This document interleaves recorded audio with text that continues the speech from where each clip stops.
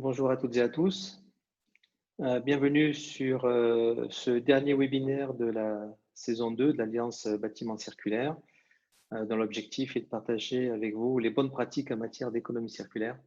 Donc aujourd'hui, nous avons le plaisir d'accueillir Christina Raab, qui est la vice-présidente en charge de la stratégie de développement pour le Cradle Product Innovation Institute. Hi Christina, how are you? Can you hear me well?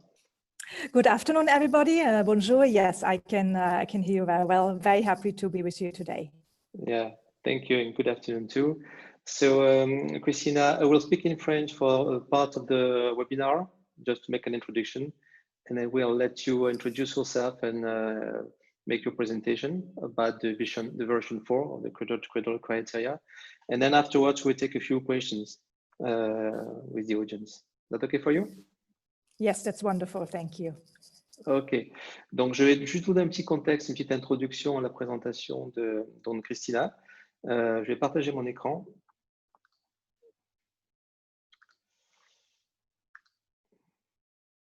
Voilà, j'espère que vous voyez bien. Alors, juste un petit mot pour dire, on a demandé à Christina d'intervenir puisqu'elle est la vice-présidente du Cradle Product Innovation Institute, qui est l'organisme de certification en charge de la certification de produits Cradle, qui est la norme internationale de l'économie circulaire. Il se trouve qu'il y a une version 4 qui est en cours de finalisation, et donc on lui a demandé de la présenter dans le cadre de l'Alliance Bâtiment Circulaire. Alors, pour ceux qui ne sont pas familiers de ce qu'est l'Alliance Bâtiment Circulaire, alors ce n'est pas une association, ce n'est pas un business, c'est juste une occasion pour les personnes qui ont des bonnes pratiques, des retours d'expérience, des produits, des outils, des méthodologies, donc de les partager, puisque l'idée de l'Alliance Bâtiment Circulaire nous est venue à l'occasion de la crise du Covid. Tout le monde parlait beaucoup du monde d'après. Et on s'est dit, le monde d'après, on peut en parler, le faire, c'est plus compliqué. Et pour le faire, en fait, il faut finalement un petit peu avoir une autre vision des choses, changer de paradigme. Et on pense que donc l'économie circulaire a un impact positif, inspiré du Cradle, est un de ces changements de paradigme. Donc on s'est dit, partageons notre expérience, donnons la parole à des personnes qui ont des choses à dire dans ce domaine-là. Et c'est comme ça qu'on a lancé cette Alliance Bâtiment Circulaire. Il y a déjà eu, je pense, 20 ou 25 webinaires depuis le mois d'avril. Il y a près d'1 millier de personnes qui ont participé. Et l'idée, c'est juste si vous voulez participer, vous aussi, autrement qu'en étant auditeur, mais en partageant donc des témoignages, des bonnes pratiques autour et dans le contexte de l'économie circulaire impact positif, vous êtes bienvenus, vous pouvez le faire dans le cadre de ces webinaires-là, et nous, on se charge de tout organiser. Alors, un petit peu de contexte, notamment pour ceux qui ne sont pas forcément familiers de ce que c'est l'économie circulaire à impact positif ou l'économie circulaire tout court.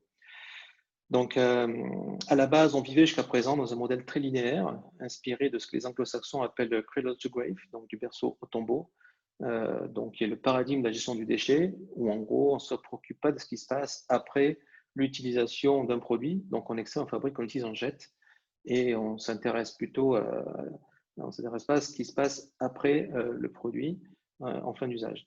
Le cradle to cradle, donc qui veut dire en anglais du berceau au berceau, et qui est en l'occurrence le berceau de l'économie circulaire, c'est tout l'inverse. Ça consiste à dire qu'on va s'inspirer dans la nature. Donc c'est un paradigme, une approche biomimétique, donc inspiré de la nature.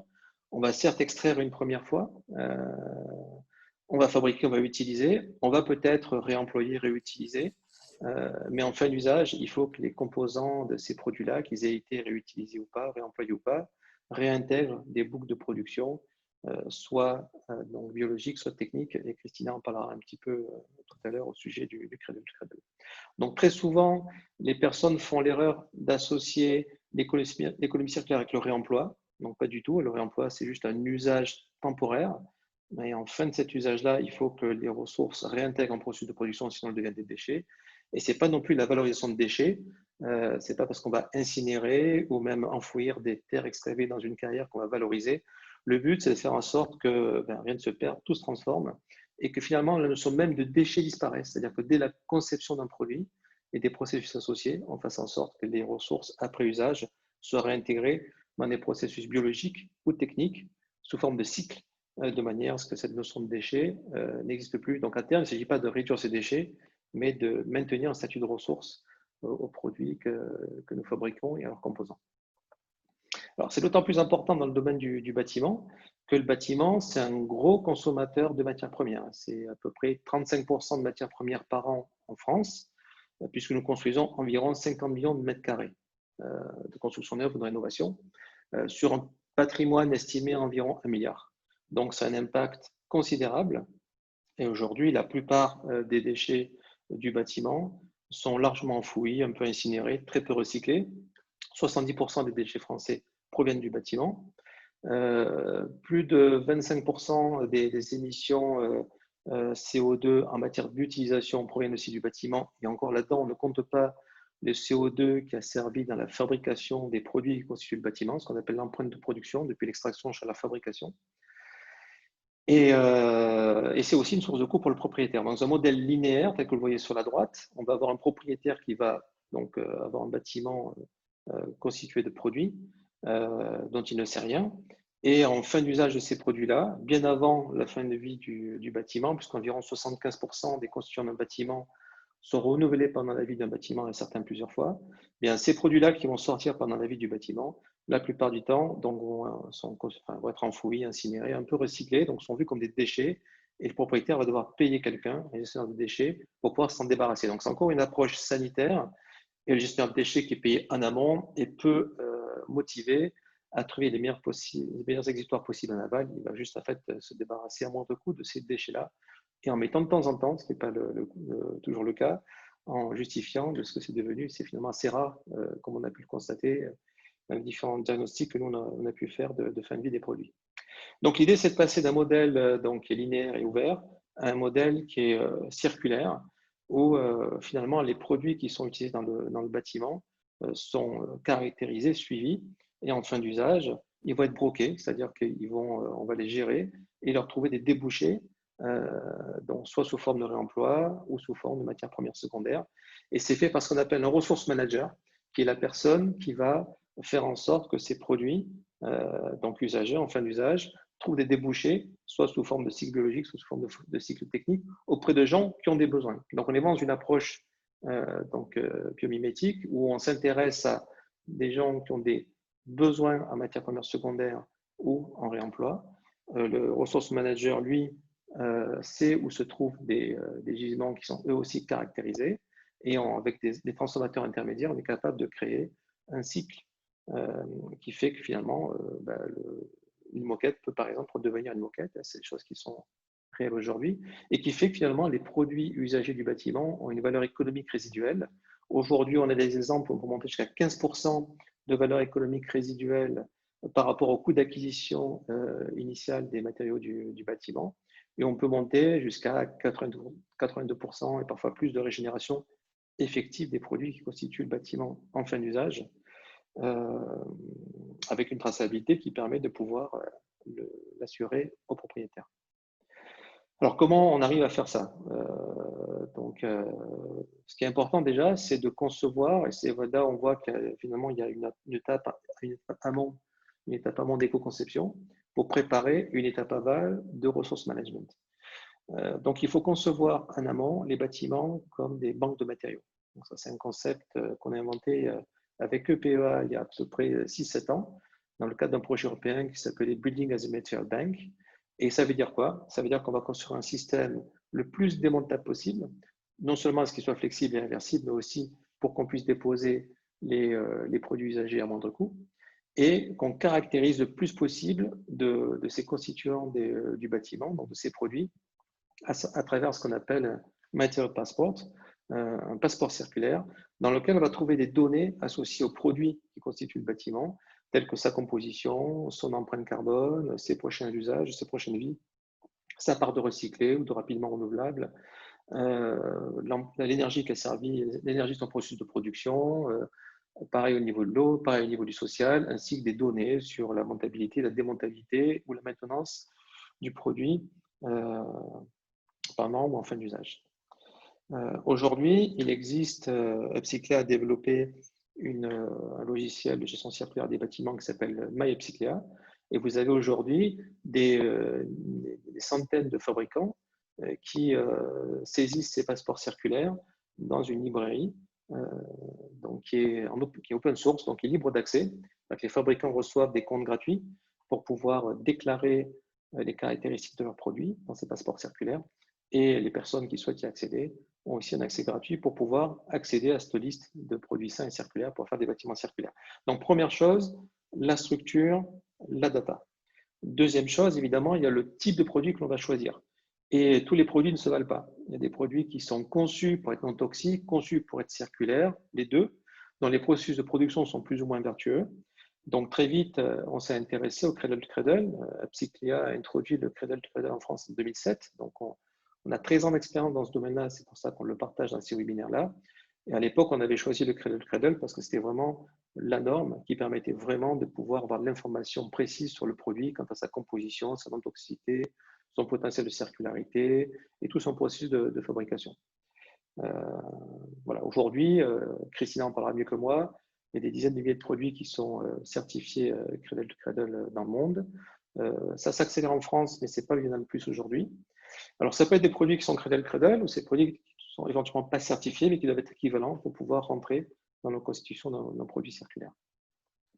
Ce qui est intéressant aussi, troisième chose, c'est quand on a des données sur des produits, on peut faire des mesures. Et donc, on peut construire des roadmaps, des feuilles de route pour, par exemple, tendre vers la neutralité carbone ou tendre vers le zéro déchet, ou en tout cas le 100% ressources, si je puis dire. Donc, il y a la possibilité, quand on a des passeports bien renseignés et quand on a des gisements qui sont caractérisés dans, par exemple, le module inventaire de PSYCLIA, de générer automatiquement des empreintes carbone, des degrés de non-toxicité, des taux de circularité. Et aussi, c'est très intéressant, la valeur économique résiduelle, j'en parlais un petit peu tout à l'heure, puisqu'aujourd'hui, on sait, selon que ce soit sous forme de réemploi ou sous forme de cyclage, donc on est le coût de vente en hypothèse haute et basse de produits ou des matériaux. Et donc, en fonction de leurs données, en fonction de leur gisement, leur quantité, on est capable de pouvoir générer la valeur économique résiduelle d'un bâtiment à travers ces matériaux. Et donc, la survaleur vénale que peut avoir ce bâtiment-là, et aujourd'hui, il y a des travaux qui sont en cours avec des experts immobiliers pour pouvoir mesurer cette survaleur vénale. Dernière chose, c'est que c'est bien d'avoir un potentiel de valorisation, mais c'est encore mieux derrière que la ressource, une fois qu'elle sort du bâtiment, ne soit pas enfouie ou incinérée et que les promesses soient tenues en matière de valorisation. C'est pour ça qu'il faut, comme je disais tout à l'heure, en fait, avoir une approche écosystémique, que notre ressource manager ait la capacité de pouvoir, ayant des gisements caractérisés, identifier les besoins du marché, eux aussi caractérisés avec des transformateurs intermédiaires. Là aussi, c'est une approche inspirée de la nature. La nature, vous avez le gisement de feuilles mortes, les micro-organismes qui vont transformer ces feuilles mortes dans les nutriments nécessaires pour donc la faune ou la flore qui vont les consommer. Donc, contrairement à une approche linéaire classique où on a un tas de déchets dont on ne sait rien et on essaie de s'en débarrasser, là, on va s'intéresser, on va avoir des ressources qui sont caractérisées, un gisement de ressources caractérisées, mais aussi on va recenser en amont et caractériser les besoins en réemploi en matière première secondaire grâce à une nomenclature commune et grâce à ce système de passeport circulaire et identifier donc des transformateurs qui vont, eux, être capables de pouvoir transformer le gisement dans la qualité attendue par celui qui a le besoin.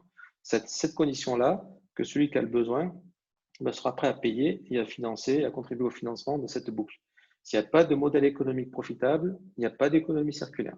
Alors, on reste dans une approximation qu'on appelle la valorisation de déchets. Et si on commence à connecter ça avec ce qu'on commence à trouver sur le marché de plus en plus des outils BIM exploitation, comme des Twinops, des DataSolus, des WizCAD, etc.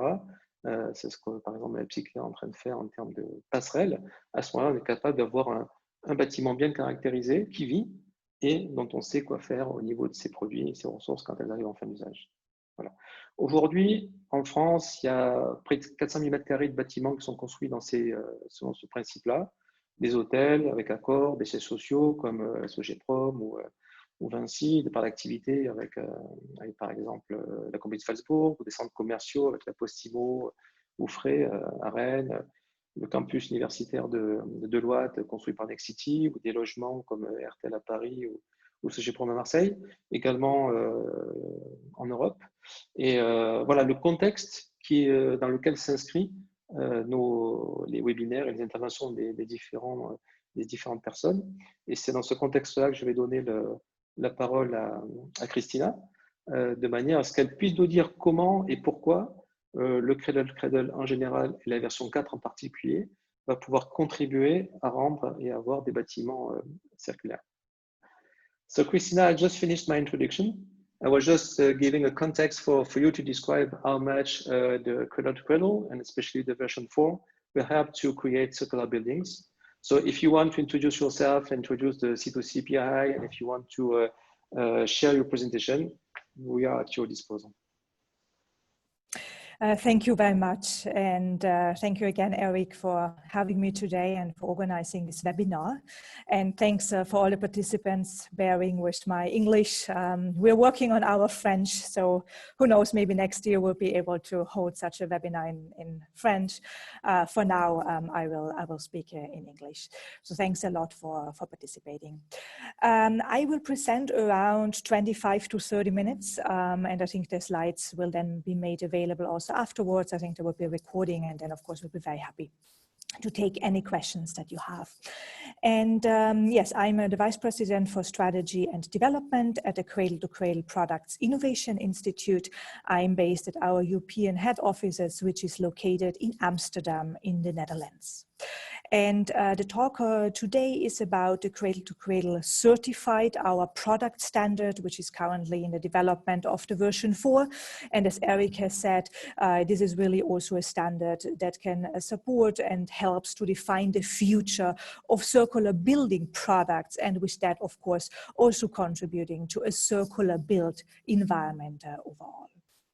Let me just briefly set the context for the conversation today. Eric has partly gone in this already, but of course the built environment has a very significant role to play for a sustainable and healthier world. And I think nowadays, with the pandemic situation, that becomes even clearer that built environment affects very much also our health and well-being as we spend so much time in physical spaces. And on the other hand, also built environment is a sector that contributes worldwide to around 40% of carbon emissions, around 30% from the building operations, and around 10% from embodied carbon, so materials and processes throughout the whole life cycle of a building. In that, in this challenge, the sector also plays a big role in helping to move towards a more carbon positive future. And of course, in order to achieve that, we cannot continue with our linear model, but really a new way of thinking, a new economic model is required, which is the circular economy, where basically the concept of waste is eliminated and where the products and the materials are carried in a loop and can serve as a source and as a resource for any new material and product that is being generated. So also to maximize, of course, the value of products and materials for their life after the use. In order to really operationalize and implement the circular economy on the building product level, we need to completely rethink and also redesign our building materials and really apply the principles of cradle to cradle. And this requires also a paradigm shift. And the cradle to cradle principles in the end have been, or where they started, have been designed or are design principles. So that basically all the products and materials are designed in a way that they can be cycled either in a biological cycle or a technical cycle. Biological cycle means that the products have been designed in a way that they can be brought back to the soil as biological nutritions, and the technical cycle, which of course is also very relevant for the discussion we have here, is that products are designed in a way already at the beginning for multiple use, and that they can serve as an input for new products that are generated. So these two cycling scenarios, how we call them, are really at the heart also of our framework. And we also increasingly see that the concepts of these closed loops of cradle-to-cradle principles and the circular economy are increasingly finding their way into the policy settings, as well as in the bigger sustainable development discussions as well. I'm just pointing out here, for example, the Circular Economy Action Plan of the European Commission, where sustainable construction is a big priority sector, where also, of course, besides other circularity principles, will be explored. And I think I could also name the law that you have in France recently, which also has a big focus on the circular economy. So we see a big driver increasingly from the policy angle, in particular in Europe, but we also see a driver from the building programs. So building programs like LEED, like BREEAM, like WELL, they are increasingly recognizing the importance of circularity in product materials, and very often these product materials can then gain certain credits also in the building programs. And then last but not least, there are the sustainable development goals, where many of the companies are building their strategy and their business approaches upon, and where, for example, in the Goal 12, responsible consumption and production, the circularity principles are very strongly anchored. So with this context, I would like to turn a little bit to the institute where I'm from and share what we are working on and what basically our leading vision is. And our vision is really a world where safe materials and products are designed and manufactured in a prosperous circular economy to maximize health and well-being for people and planet. And how we achieve this with the mission is that we aim at leading, inspiring, and enabling all stakeholders across the global economy to create and to use innovative products and materials that positively impact people and the planet. Some of you might be familiar with the Institute or with our Cradle-to-Cradle Certified Products Program, but just to recap, our beginnings go back to 2002, when the very pioneering book, Cradle to Cradle, Remaking the Way We Make Things, has been published by Michael Braunrat and Bill McNall. And based on this book, certain frameworks have been developed, and in 2010 the Institute was founded as a non-profit organization, first in California, now also with head offices in Amsterdam in the Netherlands, to basically develop a framework around the cradle-to-cradle principles that can be measured, where progress can be made visible, and where at the end also a certification and a recognition can be given on a product level. We have over the years grown the Institute. We have expanded our assessor network, so APSICLEA here is one of the accredited assessors of the Institute, being able to do the product assessments according to our program. And we have also continuously developed the program and the global standard further. And we are at a very exciting phase right now, as we are very close to launching the version 4 of the Cradle-to-Cradle product standard with the end of the year. And the webinar today will also give you a little bit of preview what are the focus areas and focus points of the version 4 of the standard.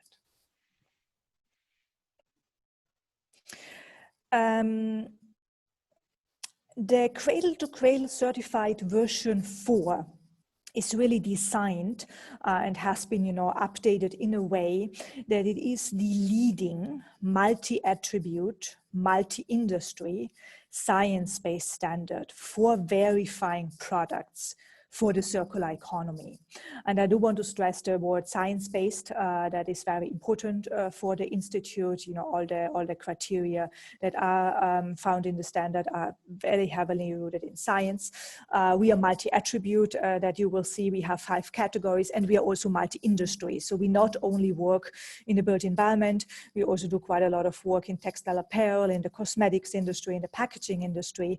But of course, built environment is still one of our leading sectors at the Institute. The version 4 is compared, to the previous version. It still continues to be tremendously comprehensive. It is very rigorous. I mean, this certification at product level is considered one of the most rigorous in the world, yet we feel it is very much achievable, as many of the existing product examples also show. It really represents the cradle-to-cradle principles in practice. And what also makes this framework or this product certification different, from some of the eco labels or so you might be familiar with, is that it offers an optimization pathway, a pathway of continuous improvement towards innovation and development of safe and circular products. I mentioned already there's a verification mechanism for the circular economy behind it. And in the end, it's a global framework. It's worldwide applied to demonstrate leadership and also to drive systemic change across the sector. How does the standard look like? I said it's a multi-category standard. So we have 5 categories here, and I will lead you through all of them. The first one is material health, and we have product circularity, clean air and climate protection, water and soil stewardship, as well as social fairness. And as I said before, it's quite recognized as advanced, as comprehensive, and the big strength here lies with a verified assessment and a certification that can be communicated very easily business to business, so to the business partners in the built environment, but if wanted, or also to the consumer. And at the heart of our framework lies the continuous improvement. So within the 5 categories of the standard, you have criteria in each category, and the criteria are structured in the achievement levels, how we call them: bronze, silver, gold, and platinum, with platinum being the most advanced and most challenging achievement level to be achieved. This is really that's the idea behind the framework, that continuous improvement over the years is done in order to improve also in the performance level of the standard. Since this is quite a comprehensive framework, many of the companies also use this in order to inform their product development strategies, their design strategies, or even sometimes their sustainability and circularity strategies. I mentioned that we are very close to releasing the version 4 of the standard, but according to, of course, ISO requirements and a very transparent multi-stakeholder process, we are having public commenting periods for our standard, and we had one that was held last autumn, and we will have another public commenting period opening actually on Monday, running until the 2nd of September. I realize that's the vacation time in France, but there may be some days where it would be possible to look at the second draft version for the public commenting period. And we will have these reference documents available on our website, and really very much welcome any comments from anybody publicly, but also of course from you here on the webinar, potentially on feedback that you might have to the criteria. So we will have a press release next week around that, and you'll find all the further details on our website. So if you have some interest and maybe some time before or after your vacation, we really welcome any comments that you would like to give from your stakeholder perspective. As said, the public commenting period will be open until the 2nd of September. Then these comments will be taken into account, will be discussed with our certification standard board, and then we hope to basically release this version 4 of the standard by the end of the year. The version 4 is at the moment already in the piloting, so we have several pilots that are running also in the built environment. So we are also taking these learnings and these findings into account to finalize the version 4. You have actually a quite exclusive preview here today, but I should say we will have public webinars next week also, in case you want to hear more about it, where we will be introducing the version 4 further, more than I can go into depth right now. So in case you would like to sign up, please do so on our website. So let's dive a little bit more into the content on the 5 areas. And I would like to start with material health. And what I will do is I will run through the categories and just tell you, what this category is about, what the intention is, and briefly show you the criteria. Again, we will not have time to dive into everything deep into this webinar, but at least I think it's a starting point for a discussion.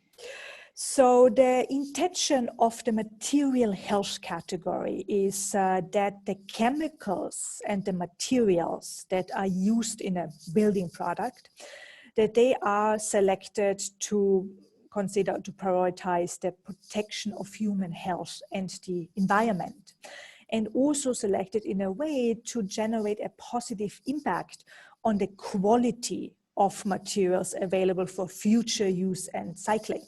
So if we want to become really fully circular, we also need to look at the topic of safe, so that what we lead in the circle, what we have in the loop, is actually made for that, and that doesn't have any harmful effects on the environment and on the human health. How do we go about this focus area? Is that the approach to it is that we have an inventory, and that we also assess product and process chemistry. The idea is to progressively optimize the product chemistry and the process chemistry, to optimize the VOC, volatile organic components, content and emission, and also optimize the chemistry in the supply chain. So depending on the higher levels of the criteria, you move from the product focus deeper into the process and into the supply chain for this particular product manufacturing. The intention for this requirement is, first of all, to be really beyond chemicals regulation in this context. So basic requirement here is to comply with chemical regulations that is out there, and also to stay ahead well of the leading international chemical regulations. The benefit of this category also lies in really understanding the product chemistry, because each of the chemical composition of each material is really defined, needs to be made, in the process transparent, and then it undergoes a toxicological property assessment. So there's a very good then understanding on the product chemistry. Of course, also to optimize this product chemistry and the process chemistry in a way that if there are any substitutions made, they are non-regrettable. So really be clear which chemicals would be preferred chemicals to be used, and then really to optimizing, as I said, the supply chain to really address toxic aspects in the supply chain throughout the manufacturing of the product. I will not go through this in detail. You can read this after the webinar, but basically this outlines the key criteria in the material health category in the bronze, silver, gold, and platinum level. And the criteria, of course, build on each other, and you will see that the most rigorous one you will find in the platinum level. And in that, these criteria overviews are very interesting, because if you read through it, you will see that this also gives you a roadmap for continuous improvement in this category. Then let's go to the next one, which is called product circularity. The idea or the intention behind the product circularity is that you design products that are really designed for the next use already, and that can be actively cycled in their intended cycling pathways, so either in the biological or in the technological cycle. And here are the requirements summarized in this product circularity area. So we have structured it into 3 areas. I think that also goes very nicely in some of the elaborations that Eric has made in the introduction. So we have an area of circular sourcing, circular design, and circular systems. And the circular sourcing basically looks at the cyclable or the renewable content in the product. The circular design is including elements in the design of the product where you have a cycling scenario in mind, where you design, for example, for disassembly. That's a big topic in the built environment, or where you also design for longevity of certain kind of materials. And circular systems is dedicated to really having mechanisms, having infrastructure in place to actively cycle the material or the product at the end of use, and to also enable, let's say, cycling of the products with a circularity data report, where certain circularity data need to be made public, and where also cycling instructions have to be given. And here is basically summarized what I just explained. So of course, circular sourcing, circular design, circular system is something that is building on each other. And while it's very much driven by the product manufacturers, in particular for the circular system, the interaction with the different actors in the value chain is very important. Where, for example, such a platform of UpsiClear comes into it as well. And here again, the summary of the criteria. You will, for example, see here that the percentage of cycled material or renewable materials is increasing. You see, for example, on the bronze, 50% of the materials are compatible with the intended cycling pathways. At silver, it's 70%. At gold is 90%. At platinum is 99% in a product. So you really have increasing demands and requirements with the higher performance levels. The next category is clean air and climate protection. And the idea here is that the product manufacturing has a positive impact on the air quality, on the renewable energy supply, and the balance of climate changing greenhouse gases. The requirements here in this focus area, on the one hand, include a quantification and a disclosure of energy use and greenhouse gas emissions. And the second part is really taking action, so not only quantifying and disclosing, but really taking action to use renewable energy, to address greenhouse gas emissions and the air quality. And in the quantifying and disclosing, this is all about really understanding of the magnitude of the impacts and providing a baseline from which improvements can be made, and also to hold, of course, the certification holders accountable to increase also the credibility and provide useful data, for example, to inform customer purchasing choices or, to inform a whole building life cycle analysis. And taking action is all about making choices such as, energy purchasing and use choices, or, really contributing to increasing renewable energy supply and clean air with that, and as a reduction of greenhouse gas emissions. You see here also the different requirements.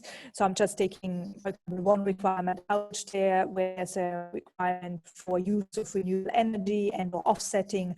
And you will see that it starts, at the bronze level in the final manufacturing side, for example, 5% renewable energy and or offsetting. At the silver level, that increases to 20%. At the gold level, it increases to 50%. And you also have to address embodied emissions to 25%, and at the platinum level, it really goes up to 100% full life cycle assessment, basically on the embodied emissions, and really 100% renewable energy produced on site or procured via a long-term purchasing agreement. The water and soil stewardship addresses basically water management and biodiversity. So really looking at water and soil management that are often very much interlinked with each other. And here again, it's very similar to the climate protection clean air category that we started first with the quantifying, qualifying and disclosing the water use and the effluent sludge quality, and then really taking also action to provide clean drinking water, produce a high quality effluent sludge, and to conserve water and soil. And again, this is very similar like in the previous explanation that I gave for the renewable energy and climate data. And just to give you some examples here, you see, for example, that transparency around water use data comes in at a silver level. That, for example, at the gold level, really the effluent, the sludge needs to be optimized at the production site, and the platinum level is really the highest level where water quality data need to be published, where you need to demonstrate also projects that are being undertaken to have a positive impact on water and soil, and where basically the optimization is carried forward to the best possible level, even have a closed loop at the facility site. And the last category is social fairness. So this means that the companies are really committed to upholding human rights and applying fair and equitable business practices. Here, it's really the foundation. This category is the foundation for Cradle to Cradle certified. And this is a category that actually applies at the company level. So all the other categories have criteria on a company level, but they apply directly on a product level. And here, this is something that applies to the company level. And it is really an important category to be able to claim that the products are not only safe and circular, but also made in a responsible way. This is how we go about the category. It's again a continuous improvement, starting that risks, human rights risks or social topic risks identified, that policies are put into place, that there's a commitment, that there's strategy behind it, that it's being measured, that the performance is analyzed, that there are accountability mechanisms, and then that those approaches are also scaled internally in the company, but then also externally in the supply chain. And here again is a summary on the criteria. Maybe just to show the platinum one, there, for example, you have the topics of living wages. Or at the gold level, it's important that grievance mechanisms are in place, and that a responsible sourcing management system is also in place. So much for the 5 categories. Of course, there's a whole world behind these criteria, but this is really an overview. And what we really see with this framework, that companies use this on the one hand to accelerate and to drive the progress towards circularity goals, towards sustainability goals, that it really helps them to also reassess the business model in some way, to move more towards a circular thinking. In many cases, and this is really what in the end Cradle to Cradle is about, Cradle to Cradle certified, it is an innovation framework. So if you apply these criteria, these principles across your product development or research and development pipeline, it can really unleash innovation. It's also a very good approach, of course, to engage with the supply chain and to be far ahead, of requirements that might be required from the market or from policy. To make this a little bit more tangible, I just have a few slides that show you some of our certified building products. We have on our website publicly available a Cradle to Cradle certified product directory where you can see all the certified products. And here are a few examples. We have certifications in the built environment area for building products, but then for interior products as well as for furniture. So it really covers the entire product area. And what you will see is that at this stage, most of the certifications in the built environment space on a bronze and silver level, and a few on a gold level as well. So there's none on the platinum level yet, but the majority is on bronze and silver level, and this has sometimes to do in particular with the material health category, where a lot of optimization has to be done to also achieve a higher level. So just some examples here. You see some building materials like glass, for example, or aluminum window frameworks, or aluminum or different window systems and facades that are certified at the moment. But also different building materials in terms of, concrete, or also some insulating panels. I'm also giving an example here. This is actually from France. There's a plasterboards for walls and ceilings Signet. We have, I think, very well-known examples from Steelcase, who in particular work on furniture. Also office furniture has been a very long partner in the program. You have some different, mechanical adjustment desk systems that are certified. And another example here from France, where, for example, also cleaning products for buildings, so professional cleaning products for buildings are also being certified. And then we have also very strong anchoring in the flooring space. So all of the big flooring manufacturers have Cradle-to-Cradle certified product lines. You see examples from Tarkett here, but also from EGE in Denmark and from Shaw, which are the largest, basically, one of the largest flooring producers in the United States. So just to give you some idea, and if you're interested, you can go to our product directory and see more examples.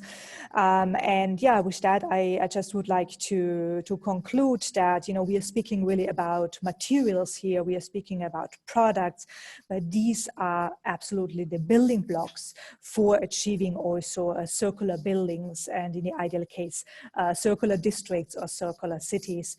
And in that regard, we feel it's really important to, of course, work on building programs at the same time, really also looking at the materials and the products that make up for it, to really plan for a safe and a circular, and in particular a sustainable future.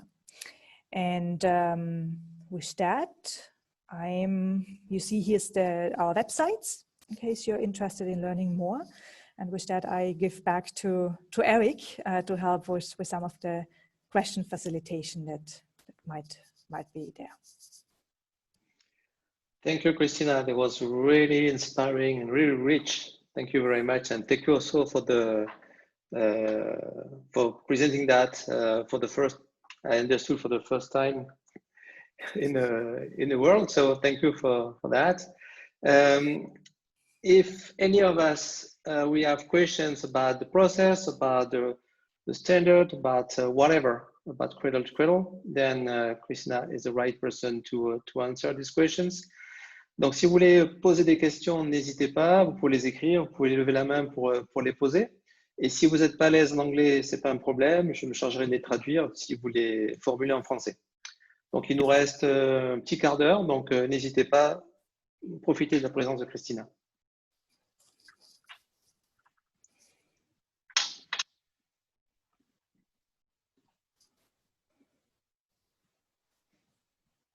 Apparently, you did a wonderful job. I have a question, Christina, maybe to warm up. I noticed that in the new version, in version 4 of the criteria, there is no more this basic level, which was a yes. kind of entry point, to familiarize yourself with the process. Could you explain why apparently this level will be taken up? Yes, thank you. This is a very good question. So yeah, previously we had a basic level just to enable, let's say, companies to start getting on the journey of a certification. The basic level was a level where you could not communicate. We were not able to communicate around the certification. You could not use the logo, and you were just starting with some very basic, let's say, requirements also on a company level, and some basic compliance topics. And so first of all, we did not have many products in this category at all. I think in total we have 10 products or so that have a basic level. And then of course we also benchmarked the standard according to developments in the market and requirements in the market. And we came to the conclusion that the right approach here is now to integrate some of the basic levels into the bronze level. So we will still provide guidance, and I think many of our assessors, like also Upcycler is providing this guidance to move towards the certification. But for us, it's more credible in the overall discussion to start at the bronze level. And I also do want to make a comment that since we do want to drive this continuous improvement across the performance levels, we will have a provision that, you know, companies can only stay on the bronze level for a particular amount of time, because, you know, we don't want companies to sit there, you know, for 10 years on the bronze level, which might be fine, you know, with some other certifications, but not with ours, because it's really about the continuous improvement. So we will work closely there, and of course the assessors are there to help the companies improve, and we will also try, you know, to look at some of the systemic issues together with user groups, with certification holders, in order to address some, you know, where it might be challenging to move the levels higher. Yeah, but the basic level basically will go away. I think that's a very important point what you just said, because it's part of the DNA of the standard. It's really a philosophy. It's not about just a kind of having commercial stamp, you know, and that's it. But it's really, as you say, continuous improvement to create a better world, to have as much a positive impact as possible. So I think that's what we appreciate in this standard, that it's really to create a better world, and not just to have just a stamp to differentiate from the competition. So that's really, it's a dynamic standard to reach a positive world. Yeah. Y a-t-il des questions? Noémie a une question. Oui, d'abord, on me demande s'il sera possible de recevoir une copie de la présentation. Bien sûr, vous aurez la copie et vous aurez aussi l'enregistrement du webinaire. Alors, donc il y a une question de Noémie qui demande si les produits C2C sont destinés uniquement aux produits neufs. Do you understand the question, Christina, or do you want me to translate? Yes. Yes, I understand the first part. So, okay. And then the second, yes, okay. So to start with the first one, well, it's applicable to any kind of product, but it's true that most of the products we have certified at the moment are basically newly designed or newly manufactured products, right? But what we increasingly see is that, of course, if we look at the cycles, the previous products, you know, might be taken back, the raw materials might be taken back, and new products being made out of it. So, of course, you can have a certain percentage of, let's say, previously new products in there that are now the old products, but it is usually for products that are newly designed or newly manufactured. And you are asking here about, yes, the refurbishment, reutilization. So of course, you know, if you design a product with having this long life or this, you know, next life, let's say, in mind, of course, in the criteria of the standard, you will get also lots of recognition for that. So we're really trying to include this in there as well, the thinking, the design for the next use stages. And you are asking about the version 5. Okay, yeah, if not in this one, then in version 5. Yeah, but we say it's applicable for any kind of product, but nowadays, you know, since we don't have so many, or we are only building up the capacity and the scale of cradle-to-cradle certified products in the building, you know, the buildings have quite a long life cycle. It's more on the new products that you see the certification, but of course it's not excluded for any product to be reused. Maybe one point to be added also is, and one maybe of the reason why it's more dedicated to new products, is that in the cradle-to-cradle, in what we call material health assessment, we analyze 100% of the components, the chemistry of the product, meaning that if you are reusing a product that you didn't know nothing about, then it will be very difficult to assess it, because you don't have all the additives, all the elements that constituted the reused product. So that could be an obstacle to certify reused product. But why not? If it is, we need information in order to do consciously what we are assessing and what it would be good for the environment and for health. Alors pour ceux qui n'ont pas compris, pardon, je disais que les produits dans le Cradle to Cradle, on analyse, en fait, quand on fait l'analyse, on analyse 100% des composants du produit, donc 100% des molécules qui constituent le produit, et que si on veut éventuellement certifier des produits qui sont issus du réemploi, on n'a pas forcément la connaissance des composants, des additifs par exemple, qui faisaient partie du produit qu'on cherche à réutiliser, ou sinon on peut éventuellement le faire, mais on sera limité très vite par les niveaux de certification, dont certains demandent très rapidement, alors je ne sais pas au niveau de la B4, peut-être dès le niveau Silver ou dès le niveau Or, d'avoir 100% de la connaissance de la composition de toutes les molécules du produit. Y a-t-il une autre question?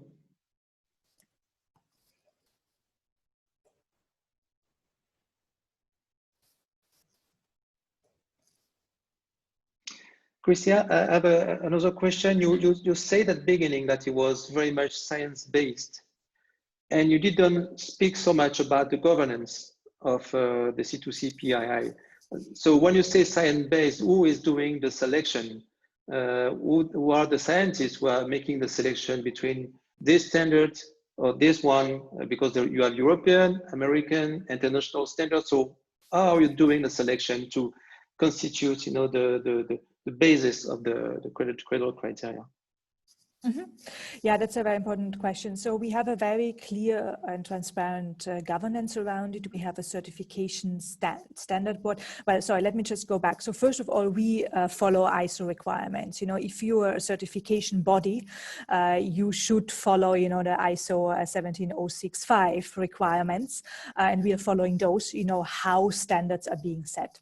And for this standard, we have a certification standard board. In this board, we have leading scientists and also technical experts across different product categories. And they, in the end, have, of course, all the latest information also on scientific development. So those are the ones who would, in the end, make the decision in this multi-stakeholder process around criteria that are being included in the standard. So this is all very much documented and made in a very transparent way. And under this certification standard board, we of course have technical working groups across the 5 categories. So there we also have the leading experts. It's really quite global in there to inform really the developments there. And then on top, we of course have the public commenting period as well. So it's quite a transparent process. And sometimes we also, you know, if there are very critical topics to be addressed, we of course have individual consultations with leading scientists as well. Okay, and maybe to complete that, you are, as a Cradle Product Innovation Institute, you are what we call a certification body, the one who is delivering the stamp to say, okay, I guarantee the certificate of this body, and you are accrediting assessment bodies like, for example, EPSI-CLIA, and there is I think a dozen of them in the world. I don't know exactly how many.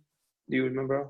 Maybe a dozen of accredited assessment bodies that are accredited to make evaluation, assessment of the products, to produce their reports, and then to submit them to the C2CPII in order for you to give the stamp and deliver the certificate. That is right, because we develop the standard, we maintain it, we provide the certification, we do the auditing there, but then the product assessment is done by vetted independent third-party organizations, like EPSI-CLIA is one of those.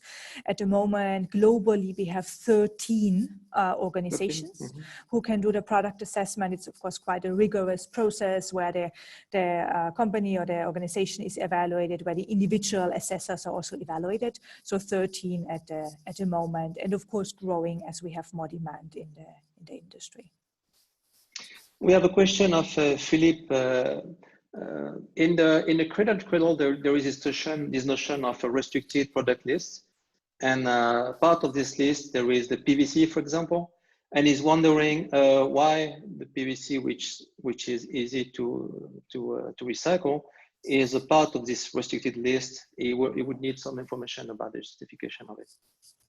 Yeah, and please also look at the second version that comes out on Monday, because we have received many of those questions and we have answered to all of these questions publicly. So there will be more elaborate explanations in there that I can give at this stage. But in the end, it is really related to the VOC emissions and to the restrictions and to the limit values that we have overall set there.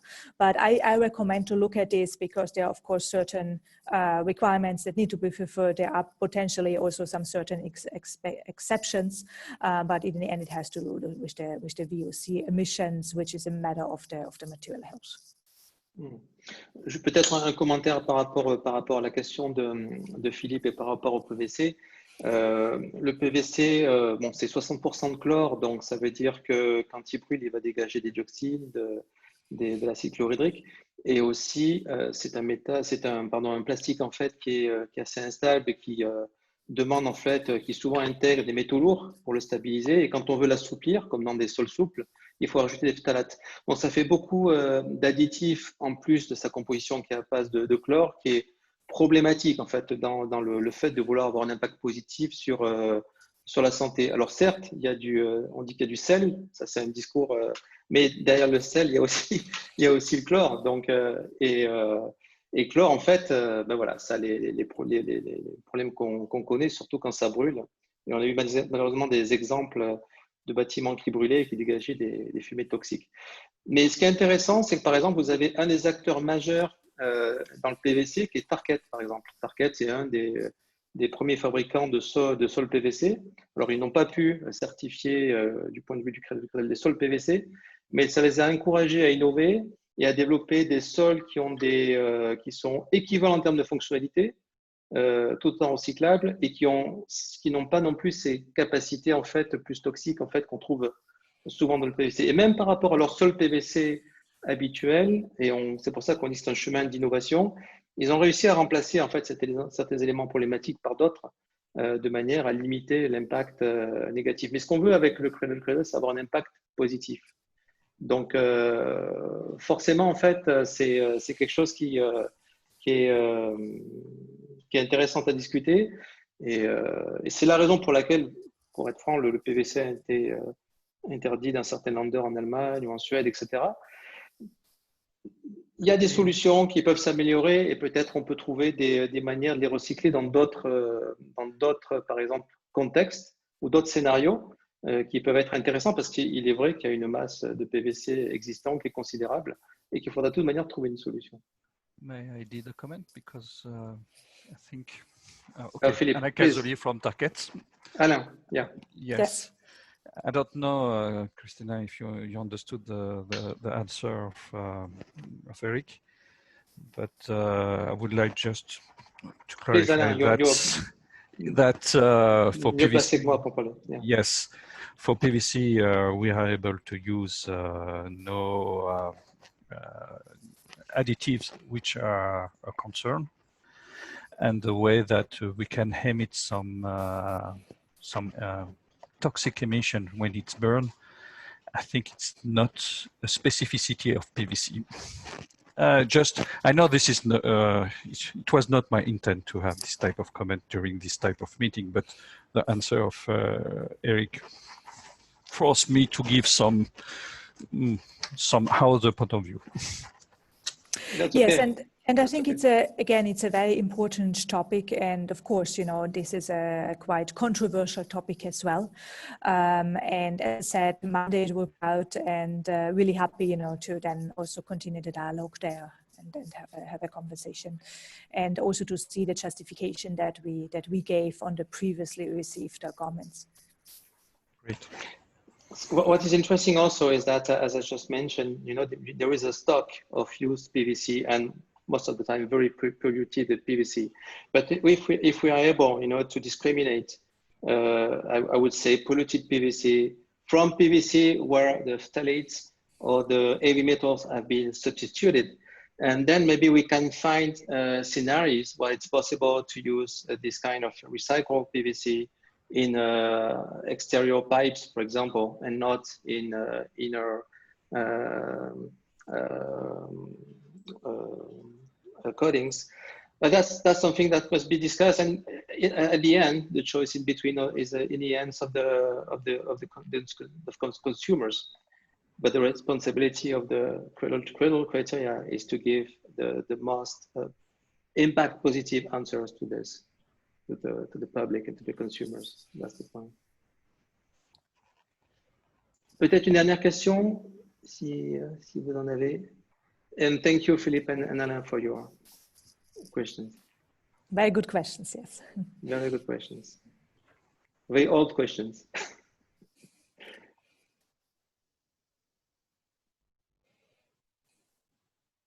Bon, mais s'il n'y a pas d'autres questions, je vous suggère à ce moment-là de nous arrêter là. Thank you again very much, Christina. It was very clear. The presentation is beautiful and very inspiring. So I'm sure it will get a lot of success for your presentation for the next webinars. Thank you again for your presence and for your action. It's all very important what you're doing. So, okay, I'm sure this V4 will be a great success, and for everybody, pour tout le monde. Si vous avez des remarques comme celles qui viennent d'être formulées, si vous avez des questions, si vous voulez en savoir davantage, vous êtes invités à aussi formuler vos questions. Christina, if they want to access the V4 version 2, they must go on your website, c2ccertified.org, in order to access the document and make comments. Exactly. On Monday, beginning Monday, it will be on our website. Exactly. OK. Donc, si vous voulez accéder on va dire à la version 2 des nouveaux critères, des futurs critères, vous pouvez vous connecter sur le site du Cradle Product Innovation Institute, c2ccertified.org, et vous pouvez donc faire vos commentaires. Merci encore à toutes et à tous, et puis bonne fin de journée. Au revoir. Bye bye, Christina. Bye, thank you very much. Merci beaucoup.